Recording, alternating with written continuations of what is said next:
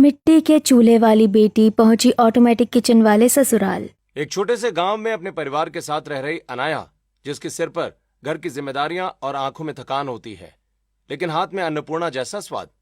गांव के सभी लोग उसके खाने की तारीफ करते हैं और अक्सर उसके ससुराल जाने की भी बातें किया करते हैं। आज फिर पूरा गांव खुशबू से महक उठा है। लगता है आज फिर अनाया बिटिया खाना बना रही है। आजकल तो अक्सर ही अनाया बिटिया ही खाना बनाती है। हाँ, वैसे मानना पड़ेगा भाई, उसके हाथों का खाना खाकर मुझे मेरी माँ की याद आ जाती है। वो भी बिल्कुल उसी तरह खाना बनाया करती थी। इसी तरह गांव के लोगों का स्वाद और इमोशन दोनों ही अनाया के हाथों का खाना बन चुका होता है। वहीं अगले दिन अनाया सुबह सुबह उठती है और अपने छोटे से घर को साफ कर घर के बाहर चौखट पर चूल्हे के धुएं के बीच बैठकर खाना बनाना शुरू करती है। हे भगवान, पहले इतनी गर्मी है, ऊपर से ये लकड़ियाँ भी आज गीली है। न जाने चूल्हा कितनी देर बाद चलेगा। अनाया माथे पर पसीना और आंखों में आंसू लिए चूल्हे में लकड़ियां डालती है और खांसते हुए चूल्हा जलाने की कोशिश करने लगती है। तभी वहाँ अनाया की माँ राधिका आती है। अरे बेटी, आज फिर सुबह होते ही तू मशीन की तरह घर की जिम्मेदारियां संभालने में लग गई। भूल गई क्या, शाम को चौधरी जी के घर भी जाना है 50 लोगों का खाना बनाने के लिए। हाँ माँ, पता है।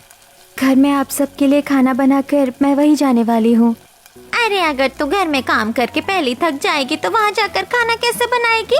तू दे, आज घर का खाना मैं बना देती हूँ। नहीं माँ, मेरे होते हुए आप गर्मी में परेशान होंगी। मैं ऐसा नहीं होने दे सकती। आप आराम कीजिए, मैं काम कर लूंगी। इतना कहकर अनाया राधिका को वहाँ से भेज देती है और खुद पसीने से तरबतर हुए धुएं की वजह से आंखों में आंसू लिए लगातार काम करती रहती है और पीछे नहीं हटती है। थोड़ी देर बाद कढ़ाई चढ़ाकर सभी के लिए खाना बनाती है और सभी को खिलाकर शाम तक चौधरी के घर पहुंचती है। अरे आ गई अनाया बेटी, अभी शाम के 5 बज रहे हैं। 7 बजे तक सारे मेहमान आ जाएंगे बिटिया, उससे पहले खाना बन जाएगा। ठीक है काका, जैसा आप कहें। मैं 7 बजे तक सभी के लिए खाना बना दूंगी। 2 घंटा मेरे लिए काफी है। मुझे तुमसे यही उम्मीद थी अनाया बेटी। उसी तरफ रसोई है, जाओ जाकर काम शुरू करो। चौधरी की बात सुन अनाया तुरंत रसोई में जाती है और बड़ी बड़ी कढ़ाइयां चढ़ाकर खाना बनाना शुरू कर देती है। 2 घंटे की कड़ी मेहनत करती है। कुछ ही देर के बाद मेहमान आ जाते हैं और सभी को अनाया के हाथों का बना खाना खिलाया जाता है। अरे वाह, इतना टेस्टी खाना किसने बनाया भाई? ये तो अनाया बेटी के हाथों का स्वाद है। जरूर उसी ने बनाया होगा। इतना अच्छा स्वाद इस पूरे गांव में किसी के हाथों के खाने में नहीं आ सकता। इतने दिनों बाद जाकर खाने में पहली वाली बात आई है, जैसे सालों पहले के खाने में हुआ करती थी। सच में ऐसा खाना अगर रोज मिले तो मैं कभी बूढ़ा ही ना हूँ। हाँ, और ये खाना खाकर मैं भी हमेशा जवान रह जाऊं। रमेश की बात सुन सभी हंसने लगते हैं। दूर खड़ी अनाया सारी चीजें देखकर मुस्कुरा रही होती है। तभी वहाँ चौधरी आकर अनाया के सिर पर हाथ फेरते हैं। बेटी देखना, एक दिन तेरे इन्हीं हाथों के स्वाद की वजह से तू कुछ बड़ा करके दिखाएगी और इस गांव का नाम जरूर रोशन करेगी। काका, अगर आप और गांव वालों का आशीर्वाद हुआ तो मैं जरूर आगे बढ़ूंगी। घर घर जाकर खाना बनाने से लेकर किसी दिन रेस्टोरेंट खोलूंगी। हाँ हाँ बेटी, भगवान करे तेरा सपना जरूर पूरा हो। देखना, उस रेस्टोरेंट का पहला ग्राहक मैं ही होऊंगा। और मैं तो अनाया बिटिया के रेस्टोरेंट का रोज का ग्राहक बनूंगा भाई। हाँ, और अगर किसी दिन पैसे नहीं रहे तो रेस्टोरेंट के झूठे बर्तन भी धो दूंगी। क्यों, है ना? शर्मिला की बात सुन सभी लोग हंसने लगते हैं। आज ये सब देखकर अनाया मनी मन बहुत खुश होती है। दिन बीतते हैं, धीरे धीरे अपने हाथों के इसी स्वाद की वजह से अनाया गांव में ही नहीं बल्कि आसपास के गांवों में भी फेमस हो जाती है। फिर एक दिन जब अनाया खाना बना रही होती है। आज तो घर में सभी की पसंद का खाना बनाया है। आज सब खुश हो जाएंगे। अनाया खुश होकर सभी के लिए बड़े प्यार से खाना बना रही होती है, जिसकी खुशबू पूरे गांव में फैलने लगती है और आसपास के घरों में भी। आहा, क्या खुशबू आ रही है। पक्का अनाया खाना बना रही होगी। किसी दिन उससे रेसिपी जरूर पूछूंगी। खाने का स्वाद उसकी रेसिपी से नहीं बल्कि प्यार और हाथों के जादू से आता है। काश इतना अच्छा खाना बनाने का हुनर मेरे हाथों में भी होता तो शायद मैं भी रोज अच्छा अच्छा खाना खा पाती, वो भी मिट्टी के चूल्हे पर बना। सभी अनाया के हाथों के खाने मेहनत और जिम्मेदारी की बहुत तारीफ करते हैं। पूरा दिन अनाया घर के कामों और मिट्टी के चूल्हों में बिता देती है। गर्मी से भले ही परेशान हो जाती है, लेकिन खाने के स्वाद के साथ कभी समझौता नहीं करती। तभी एक दिन बगल के गांव से अनाया को खाना बनाने का ऑर्डर मिलता है। माँ, मैं जा रही हूँ, आप घर का ध्यान रखना। बेटे, तुझे हमारी इस गरीबी की वजह से कितना काम करना पड़ता है। जिम्मेदारियां तू अकेले संभालती है। मिट्टी के चूल्हे पर काम करते करते तू भी परेशान हो गई होगी। कोई बात नहीं माँ, अगर आज जिंदगी में परेशानियाँ है तो कल खुशियाँ भी जरूर होंगी। और वैसे भी मिट्टी के चूल्हे पर खाना बनाने से खाना स्वादिष्ट और हेल्दी बनता है। मुझे मिट्टी के चूल्हे पर काम करने से कोई एतराज नहीं है। अनाया बात कर रही होती है कि तभी अचानक बाहर बहुत तेज बारिश शुरू हो जाती है। हे भगवान, बेटी बाहर कितनी तेज बारिश हो रही है। अब तू खाना कैसे बनाएगी? बेटी तू मना कर दे। वैसे भी इस बारिश में तू दूसरे गांव कैसे जाएगी? नहीं माँ, मैं इस तरह कमिटमेंट करने के बाद पीछे नहीं हट सकती। मैंने जिम्मेदारी ली है उनके घर खाना बनाने की। अगर मैं खाना नहीं बनाऊंगी तो फंक्शन खराब हो जाएगा। इतना कहकर अनाया तेजी से अपना दिमाग चलाने लगती है और तुरंत दूसरे गांव में शर्मा जी को फोन करके खाना घर आकर ले जाने की बात कहती है और खुद सूखी लकड़ियां इकट्ठा करके लकड़ियों का ढांचा बनाकर अपने चूल्हे को ढकने लगती है। अरे बिटिया, ये सब क्या कर रही है? खुद बारिश में भीगकर अपने मिट्टी के चूल्हे को बचा रही है। चाची, इस बारिश में मैं भले ही भीग जाऊं, लेकिन अपने मिट्टी के चूल्हे को नहीं भीगने दूंगी। आखिरकार इसी चूल्हे पर तो मुझे 50 लोगों का खाना बनाना है। बेटी तू इतना सब कुछ अकेले कर रही है, मुझसे देखा नहीं जा रहा। रुक, मैं भी तेरी मदद करती हूँ। नहीं माँ, अगर आप बारिश में भीग गई तो बीमार पड़ जाओगी। आप नहीं आओ, मैं ये सब कुछ संभाल लूंगी। इतना कहकर अनाया अपनी जिम्मेदारी से पीछे नहीं हटती और बारिश में भीगने के बावजूद 50 लोगों का मिट्टी के चूल्हे पर खाना बनाकर दूसरे गांव पहुंचाती है। अनाया लगातार मेहनत कर रही होती है, लेकिन उसे इस बात का अंदाजा नहीं होता कि उसकी जिंदगी जल्द ही बदलने वाली है। किस्मत उसके लिए कुछ बड़ा लिख रही है। कुछ दिनों के बाद अनाया के मामा उससे मिलने उसके घर आते हैं। अरे विवेक, तू इतने दिनों बाद याद आ गई तुझे अपनी बड़ी बहन की। अरे दीदी, क्या आप भी ताना मार रही हो? आपको तो पता है शहर में कितने काम होते हैं, और फिर शहर से गांव आना आजकल कितनी बड़ी बात हो गई है।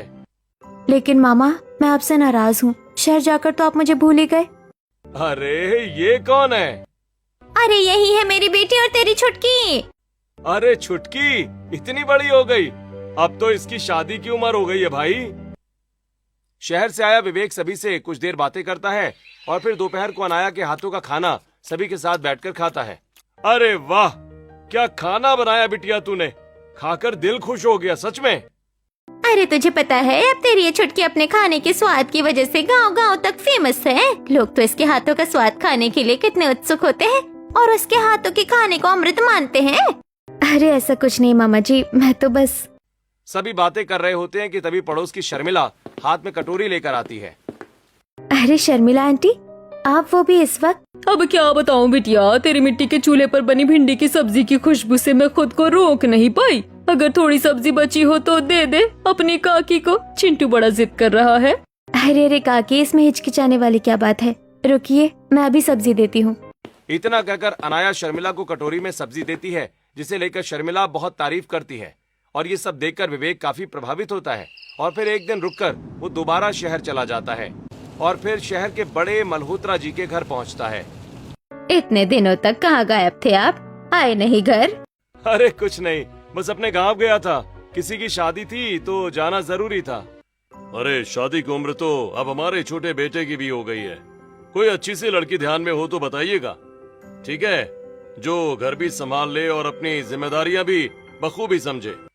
हाँ, और किसी भी परिस्थिति में पीछे ना हटे, डटकर मुसीबत का सामना करे। मुश्किलों में पीछे ना हटने वाली, जिम्मेदारी निभाने वाली, ऐसी तो बिल्कुल अनाया है। क्यों ना अनाया का प्रस्ताव रखूं इनके सामने। ये सोचकर विवेक विस्तार पूर्वक अनाया के बारे में सभी को सारी बातें बताता है। अरे क्या आप सच कह रहे हैं? आज के जमाने में भी ऐसी लड़कियां होती है? हाँ हाँ होती है, और उनमें से एक मेरी भांजी अनाया है, जो किस्मत के आगे घुटने टेकती नहीं बल्कि किस्मत की लकीरों को बदल देती है। अगर ऐसी बात है तो फिर परेशान होने की जरूरत ही क्या है? अब तो वही बनेगी मेरे घर की बहू। अगर तुम्हें लड़की पसंद है तो फिर ठीक है। अब हमारे छोटे बेटे की शादी उसी से होगी। विवेक जी, आप रिश्ता भिजवा दीजिए। ये सुनकर विवेक भी काफी खुश होता है और तुरंत फोन करके राधिका को इस रिश्ते के बारे में बताता है। क्या सच्ची? इतने बड़े घर का रिश्ता मेरी बेटी अनाया के लिए, वो भी बिना दहेज का? मेरी तरफ से तो ये रिश्ता तय समझिए। आप बात आगे बढ़ाइए। वैसे भी बेचारे की आधी जिंदगी मिट्टी के चूल्हे पर बीत गई है, लेकिन अब और नहीं। लेकिन गुड़िया की राय क्या है? अरे तुम्हें तो पता है वो वही शादी करेगी जहाँ मैं उसे कहूँगी, और फिर तुम्हें तो पता ही है इससे अच्छा रिश्ता मैं ढूंढ नहीं पाऊंगी। इतना कहकर राधिका रिश्ते को आगे बढ़ाने की बात कहती है। दोनों परिवारों की आपसी सहमति से रिश्ता तय हो जाता है और शादी की तैयारियां शुरू हो जाती हैं। फिर कुछ दिनों के बाद मंडप में धूमधाम से शादी हो जाती है। विवाह संपन्न हुआ। वर और वधू अपने बड़ों का अब आशीर्वाद लें।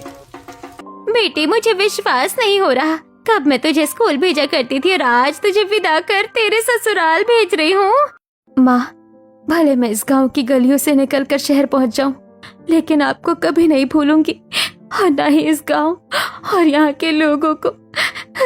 अनाया राधिका से गले मिलकर फूट फूट कर रोने लगती है और कुछ ही देर में विदा होकर अपने ससुराल पहुंचती है, जहां पार्किंग में खड़ी बड़ी बड़ी गाड़ियां, एक बड़ा सा घर और घर के अंदर महंगे शोपीस, एक्सपेंसिव चीजें और परिवार के लोगों का पहनावा, साथ ही शान और शौकत देखकर हैरान रह जाती है। क्या सच में गांव से निकलकर मैं शहर की सबसे बड़ी अमीर घर की बहू बन गई हूँ? ये कोई सपना तो नहीं? क्या हुआ देवरानी जी, इतने बड़े घर को देखकर सदमे में चली गई क्या? अब आदत डाल लीजिए, क्योंकि हमारा घर और घर वाले इसी शान और शौकत से रहते हैं। वैसे भाभी, मुहूर्त बीता जा रहा है, अब आप गृह प्रवेश करिए, वरना पापा गुस्सा करेंगे। कियारा की बात सुनकर अनाया तुरंत गृह प्रवेश करती है और अपने कमरे में जाकर सो जाती है। फिर अगली सुबह नहा धोकर पहली रसोई के लिए तैयार होती है, किचन में आती है। हे भगवान, ये घर की रसोई है या कोई फैक्ट्री?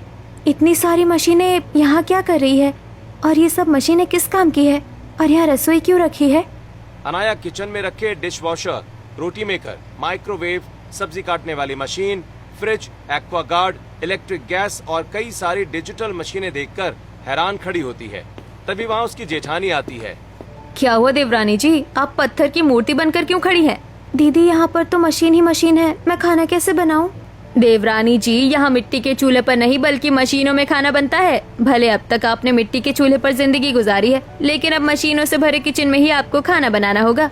मतलब कि मेरी पहली रसोई भी मुझे यही करनी होगी? इतनी सारी मशीनें मैं कैसे इस्तेमाल करूंगी? अनाया की हालत मशीनों का नाम सुनकर एक छोटे बच्चे की तरह हो जाती है। अब तक उसने मिट्टी के चूल्हे पर सबको अपनी कला दिखाई थी, लेकिन अब मशीनों से भरे मॉड्यूलर किचन में पहुंच चुकी है, जहां उसे मशीनों का ही इस्तेमाल करना है। और ये सब सोच वो थोड़ा घबरा जाती है और फिर आगे बढ़कर खाना बनाना शुरू करती है। घबराने से काम नहीं चलेगा, मशीन ही तो है, धीरे धीरे इस्तेमाल करना सीख जाऊंगी। एक काम करती हूँ, जल्दी से आटा गूंदकर रोटियाँ और साथ ही मीठे में कुछ बना लेती हूँ। ये सोचकर अनाया थोड़ी हिम्मत करती है और रोटी बनाने वाली मशीन में आटा डालती है और उसके फीचर को समझे बिना उसमें 5 गिलास पानी डाल देती है, जिससे आटा गीली लपसी की तरह हो जाता है। ये आटा है या हवा? आज किचन में लगता है लपसी बनेगी, लेकिन इतनी सारी? निशा की तेज आवाज सुनकर घर के बाकी सदस्य सभी किचन में चले आते हैं और मशीन की तरफ देखकर जोर जोर से हंसने लगते हैं। भाभी, क्या सच में आप मशीनों का इस्तेमाल पहली बार कर रही हैं? अरे बहू, हंसना तो नहीं चाहिए, पर रोटी बनाते बनाते तूने जो हलवा बनाया है वो देखने में तो टेस्टी लग रहा है। क्या इससे रोटी बन रही थी? ये तो इतनी पतली हो गई है कि इसका सिरा तक नहीं बन सकता। छन्नी में छानने से छन जाएगी। हाँ, चुप, एकदम चुप। सब लोग बहू का मजाक बनाना बंद करो। एटलीस्ट बहू ने कोशिश तो की। बहू तू परेशान मत हो, कल फिर तू कोशिश करना। आज हम सब निशा के हाथों का बना खाना खा लेंगे। सावित्री की बात सुन सभी चुप हो जाते हैं और अनाया उदास होकर अपने कमरे में चली जाती है। फिर रात को जब अनाया उदास बालकनी में खड़ी होती है, तब उसके पास आरव आता है। ए, क्या हुआ अनाया, तुम ठीक तो हो ना? इतनी ज्यादा उदास क्यों हो? नहीं, कुछ नहीं, मैं तो बस। देखो, मैं समझ सकता हूँ कि तुम इस वक्त क्या सोच रही हो। यही ना कि तुम्हें इन मशीनों को इस्तेमाल करना भी नहीं आता। हाँ, मैं यही सोच रही हूँ। मैं सच में कितनी ज्यादा बेवकूफ हूँ ना। रोटी बनाते बनाते हलवा बना बैठी। एक छोटी सी मशीन तक इस्तेमाल नहीं कर सकती। क्या मैं अपने ससुराल को संभाल पाऊंगी? अनाया, तुम बेवकूफ नहीं हो, बल्कि बहुत ज्यादा हिम्मत वाली हो। तभी तो मिट्टी के चूल्हे पर भी आसानी से खाना बना लेती थी। तुम यहाँ इस वजह से खाना नहीं बना पा रही हो क्योंकि ये सब तुम्हारे लिए नया है। लेकिन मुझे पूरा भरोसा है कि तुम जल्दी ये सब कुछ सीख जाओगी। आरव अनाया को मोटिवेट करके सुला देता है और फिर अगली सुबह आरव के मोटिवेशन से अनाया फिर हिम्मत करके मशीनों से भरी रसोई में जाती है। आज शुरुआत छोटी चीज से करूंगी। आज मैं सिर्फ मशीनों में सब्जी काटना सीखूंगी। ये सोचकर अनाया सब्जियों को धोकर मशीन में डाल देती है, लेकिन गलती से ढक्कन बंद करना भूल जाती है, जिससे सारी सब्जियां हेलीकॉप्टर का रूप धारण कर लेती हैं और पूरे किचन में इधर उधर उड़ने लगती हैं। और तभी हे भगवान, ये किचन है या हवाई अड्डा? भाभी आपने क्या कर दिया? माँ पापा इधर आइए। कियारा की आवाज सुनकर पूरा परिवार दौड़कर किचन में आता है और अनाया के सिर पर टमाटर, हाथों पर खीरे के छिलके और किचन का हाल देखकर जोर जोर से हंसने लगता है। अनाया, आज तो हंसी मुझे भी आ गई। ये क्या हाल बना दिया है तुमने किचन का, और खुद का भी। देवरानी जी, आज आप सब्जियों का पेड़ लग रही हैं। अगर कोई बच्चा होता तो पक्का हंसते हंसते पागल हो जाता। बहू, ये सब क्या है? तुझे एक सब्जी काटने वाली मशीन भी चलानी नहीं आती क्या? वो नहीं। और मिक्सर चलाना आता है या उसमें भी कोई नया कारनामा करोगी? वो दरअसल मैं अनाया बहुत ज्यादा डर कर घबराने लगती है। पूरा परिवार उस पर हंस रहा होता है। तभी सावित्री देवी सभी को चुप करवाकर किचन से बाहर भेज देती है। फिर अगले दिन जब अनाया हॉल में सोफे पर बैठी होती है। पता है भाभी, आज मैं बहुत ज्यादा खुश हूँ। आज मेरी एक फ्रेंड का बर्थडे है, वो हम सबको पार्टी देने वाली है। अच्छा, तो कहाँ जाने वाली है आज शाम को आप? और कहाँ भाभी? ऑफ कोर्स अपनी फ्रेंड रिया के घर, क्योंकि वो पार्टी घर में ही दे रही है और स्पेशली हम सब के लिए अपने हाथों से केक बनाने वाली है। क्या? अपने हाथों से केक? इसमें तो बहुत मेहनत लगती है, घंटे लग जाते हैं और कभी कभी कुकर में केक बनाते बनाते कुकर जल जाता है और फिर उसे 36 घंटे धोने में मेहनत लगती है। अरे भाभी, ये गांव नहीं शहर है। यहाँ केक बनाना बहुत आसान होता है। माइक्रोवेव में 2 मिनट के अंदर केक बनकर तैयार हो जाता है और माइक्रोवेव चलाना भी बहुत आसान है। अच्छा, ऐसी बात है क्या? तो फिर मैं आप सबके लिए केक बनाऊंगी माइक्रोवेव में। और वैसे भी आज संडे है, सभी घर पर हैं, सब खुश हो जाएंगे। ये सोचकर अनाया उत्साहित होकर तुरंत किचन में जाती है और दूध, बिस्किट और सोडा डालकर घोल तैयार करती है। आज सबके लिए केक बनाऊंगी और सभी को सरप्राइज दूंगी, लेकिन मुझे तो माइक्रोवेव चलाना ही नहीं आता। किसी से पूछूंगी तो उन्हें सरप्राइज के बारे में पता चल जाएगा। एक काम करती हूँ, फोन में देख लेती हूँ। ये सोचकर अनाया फोन में देखकर माइक्रोवेव इस्तेमाल करने की कोशिश करती है और केक का पीस डालकर 180 डिग्री टेम्परेचर की जगह 380 डिग्री कर देती है, जिससे पूरा केक जलकर राख में बदल जाता है और माइक्रोवेव का धुआं पूरे घर में फैल जाता है। जैसे ही सभी लोग किचन में आते हैं। मम्मी जी, मुझे नहीं पता था कि माइक्रोवेव की हालत ऐसी हो जाएगी। मैंने गलती से टेम्परेचर बढ़ा दिया था, मुझसे गलती हो गई, मुझे माफ कर दीजिए। देख बहू, अब बस कर, बहुत हो गया। अगर तुझे किचन की मशीन इस्तेमाल करना नहीं आता तो क्या जरूरत है तुझे सामान बर्बाद करने की? हाँ, बोलता हूँ, तू बड़ी बहू निशा के साथ कुछ दिनों तक रह और पहले किचन का ये सारा काम समझ। मशीनों को इस्तेमाल करना सीख, फिर हम सबके लिए कुछ बनाना। इस तरह खाना और मशीन दोनों क्यों बर्बाद करना? लेकिन मम्मी जी, मैं तो बस। चुप, मैंने कहा ना, आज से तो किचन में सिर्फ तभी आएगी जब बड़ी बहू किचन में होगी। सावित्री देवी अनाया को डांटकर कमरे में भेज देती है। ये देख आरव को बहुत बुरा लगता है और वो अनाया के पीछे पीछे कमरे में जाता है, जहाँ अनाया बैठकर रो रही होती है। मैं इस घर के लायक नहीं हूँ, एक मशीन तक इस्तेमाल करना नहीं आता मुझे।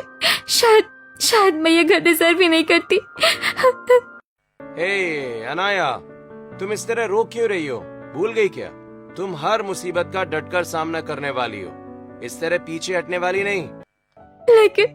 लेकिन अब मैं कर भी क्या सकती हूँ?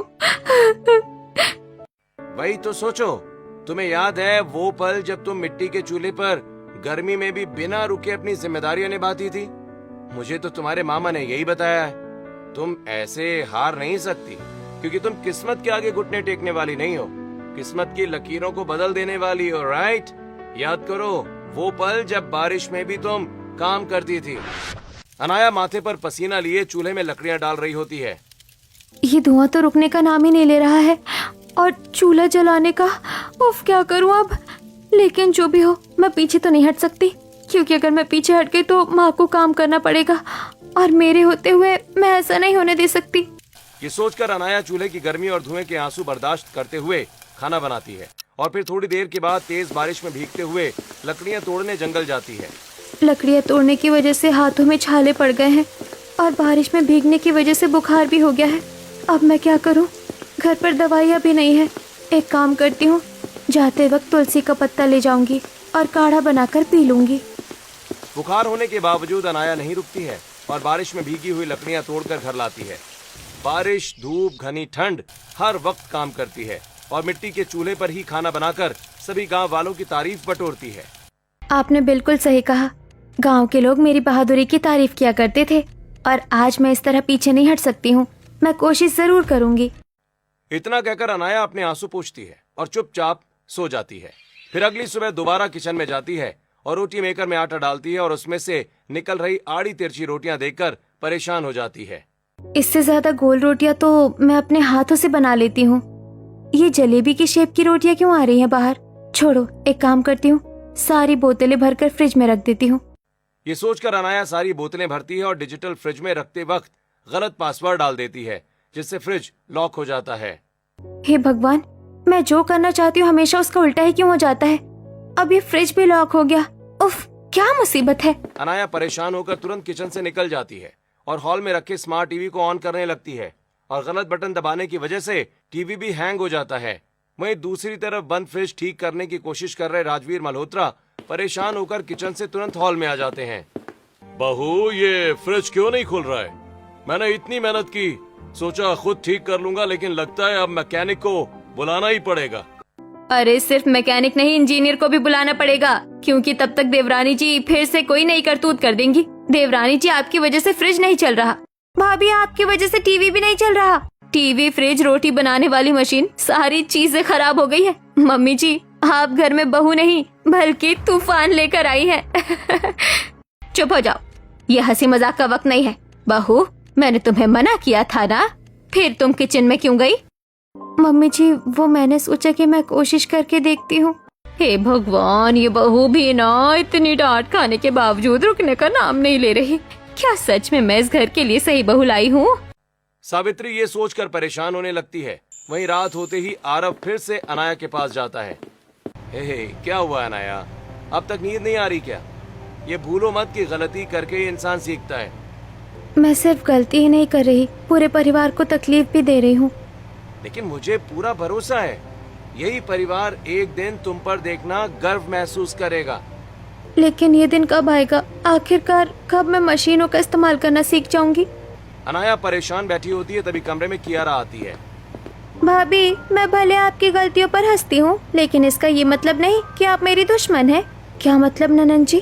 भाभी, मैं आपकी नंद हूँ और आज से आपकी बहन। मैं आपको कल से मशीन चलाना सिखाऊंगी। मतलब मशीनों का कोर्स? हाँ हाँ, मशीनों का कोर्स। अब तैयार हो जाओ कल के लिए। सभी गहरी सांस लेते हैं और फिर अगले दिन कियारा साथ ही सावित्री देवी खुद खड़ी होकर अनाया को मशीनें चलाना सिखाती हैं। बहू देख, अब ये लाल बटन दबाना होता है। हाँ, सभी मशीनों में लाल बटन से मशीन स्टार्ट होती है, लेकिन माइक्रोवेव ग्रीन से। और माइक्रोवेव को इस्तेमाल करते वक्त हमेशा टेम्परेचर खाने के अकॉर्डिंग होना चाहिए। ज्यादा या कम होने से खाना कच्चा या ज्यादा पक जाता है। पूरा परिवार मिलकर अनाया को मशीनों का इस्तेमाल सिखा रहा होता है। ये सब देखकर निशा मनी मन अनाया से जलने लगती है। इतनी गलतियों के बाद भी लोग इसका साथ क्यों दे रहे हैं? कहीं ऐसा तो नहीं कि सब इसे मुझसे ज्यादा प्यार करने लगे हैं? नहीं नहीं, ऐसा नहीं होने दे सकती। कुछ ही दिन बीतते हैं परिवार वालों के साथ और खुद की मेहनत से अनाया अब कुछ हद तक मशीनों के जरिए खाना बनाना सीख जाती है। और ये देखकर निशा मशीन के सिस्टम को ही चेंज कर देती है, जिसकी वजह से अनाया जब मशीन इस्तेमाल कर रही होती है तो मशीन बिगड़ जाती है। बहू, और इतने दिन इतना सब कुछ सीखने के बाद भी तुम्हें कुछ नहीं आया? कभी कभी लगता है कि हम बहू लेकर आए हैं या कोई बेवकूफ। भले हमारे पास पैसा है, लेकिन क्या आए दिन मिस्त्रियों को देते रहेंगे? भाभी, मैंने अपने कॉलेज की पढ़ाई दांव पर लगाकर आपको चीजें सिखाई, उसके बावजूद आप में 10% की भी बढ़ोतरी नहीं हुई। लेकिन आप लोगों ने जो कहा था मैंने वही बटन दबाया। तो क्या किसी ने सिस्टम चेंज कर दिया जो वही बटन दबाने पर मशीन हैंग कर गई? अब आया ना मजा? ज्यादा महान बन रही थी ना। लेकिन इन्हें नहीं पता, इनका पाला किसी ऐसे वैसे से नहीं बल्कि निशा मल्होत्रा से पड़ा है। मैं इस घर की पसंदीदा बहू किसी और को नहीं बनने दूंगी। निशा की इस चाल की वजह से पूरा परिवार अनाया को बहुत डांटता है, लेकिन सच ज्यादा दिन तक छुप नहीं पाता। अगले ही दिन कैमरा खराब होने की वजह से सावित्री देवी खुद कंट्रोल रूम में बैठकर कैमरा ठीक करवा रही होती हैं।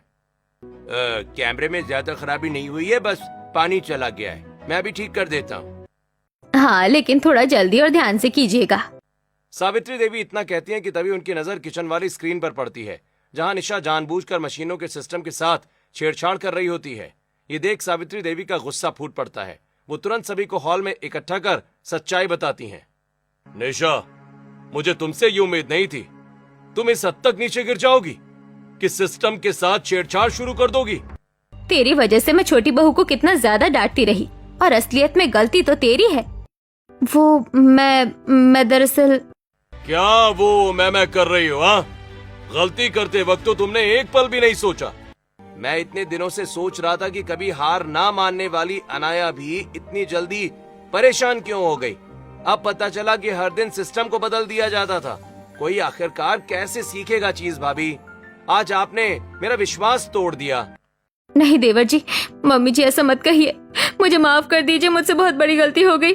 आज के बाद मैं ऐसा कभी नहीं करूंगी। मुझे लगने लगा था कि आप लोग देवरानी जी को मुझसे ज्यादा प्यार करने लगे हैं। बहू, प्यार बांटने से बढ़ता है, घटता नहीं है। तुझे अपनी देवरानी के साथ बहनों जैसा बर्ताव कर उसे मशीनों की जानकारी सिखानी चाहिए, ना कि उससे जलना चाहिए। निशा फूट फूट कर रोने लगती है। जैसे तैसे पूरा परिवार उसे माफ कर देता है। फिर अगले दिन हॉल में जब सभी एक साथ टीवी देख रहे होते हैं, होने वाला है master chef world electronic machine competition. आने वाले हैं दूर दूर से कई लोग। क्या आप भी भाग लेना चाहते हैं इस कंपटीशन में? तो कृपया स्क्रीन पर दिए गए नंबर्स पे फोन करें। छोटी बहू लेगी इस कंपटीशन में भाग और जीतेगी भी। क्या? मैं? लेकिन मुझे तो मशीन चलाना भी नहीं आता। आता है, बस तुम्हें थोड़ी कॉन्फिडेंस की कमी है। हाँ अनाया, माँ सही कह रही है। तुम्हारे हाथों में ये बात पहले से ही है। जब तुम्हारे हाथों का स्वाद और मशीन की गति मिलेगी ना, तो तुम कंपटीशन जरूर जीतोगी। सभी की बातें सुनकर अनाया कंपटीशन में भाग लेने के लिए फॉर्म भर देती है, और अगले ही दिन से आरव अनाया को मशीनें सिखा रहा होता है, तो कियारा जानकारी देती है। वहीं सावित्री देवी खाने की अलग अलग रेसिपी बताती हैं, और निशा हर एक सिस्टम को इस्तेमाल करना सिखाती है। देवरानी जी, इस तरह आप किसी भी सिस्टम में मशीनों का इस्तेमाल कर सकते हैं, बस कुछ एल्गोरिदम की जानकारी रखनी होगी। ये सब तो ठीक है, लेकिन आपको क्या लगता है मैं ये कंपटीशन जीत पाऊंगी? हाँ देवरानी जी, देखिएगा, आपके हाथों का स्वाद और आधुनिक मशीनें मिलकर आपको कंपटीशन जिता देंगी। बस जरूरत है थोड़ी मेहनत और प्रैक्टिस की। निशा सहित पूरा परिवार अनाया की मदद करता है। पूरे 1 महीने की कड़ी मेहनत और अपनों के साथ के बाद अनाया हर तरह की मशीनें चलाने में एक्सपर्ट हो जाती है और कंपटीशन में पहुंचती है, जहां देश के बड़े बड़े शेफ आते हैं। मैं यहाँ पिज्जा या बर्गर नहीं, बल्कि सिंपल घर का खाना बनाऊंगी। आधुनिक मशीनों का इस्तेमाल तो जरूर होगा, लेकिन संस्कृति और मिट्टी के चूल्हे को नहीं भुलाया जाएगा। इतना कहकर अनाया सभी कॉम्पिटिटर के साथ खाना बनाना शुरू करती है। मशीनों से सब्जी कटवाती है, मशीन में रोटियां बनती हैं, और साथ ही माइक्रोवेव में केक भी। अनाया एक बार में 4 हाथ के बराबर काम करती है। कुछ देर के बाद कंपटीशन खत्म हो जाता है। खाना टेस्ट करने के बाद रिजल्ट की घोषणा की जाती है। इस कंपटीशन की विजेता है अनाया मल्होत्रा। उन्होंने अपने हाथों के स्वाद, आधुनिक मशीनों और पारंपरिक चीजों का इस्तेमाल कर खाना बनाया है, जिसमें अपनापन और स्वाद भी है। ये सुनते ही सभी खुश हो जाते हैं। निशा दौड़ कर आती है और अनाया के गले लग जाती है। मुझे विश्वास नहीं हो रहा कि मैं आज इतना बड़ा कंपटीशन जीत गई हूँ। देवरानी जी, आज मैं आपकी जीत से बहुत खुश हूँ। आपने सबका सर गर्व से ऊंचा कर दिया है। अनाया, मुझे पूरा विश्वास था कि तुम ये कंपटीशन जरूर जीतोगी, और देखा, तुम जीत गई। पूरा परिवार बहुत खुश होता है। सभी की आंखें आंसुओं से चमक रही होती हैं।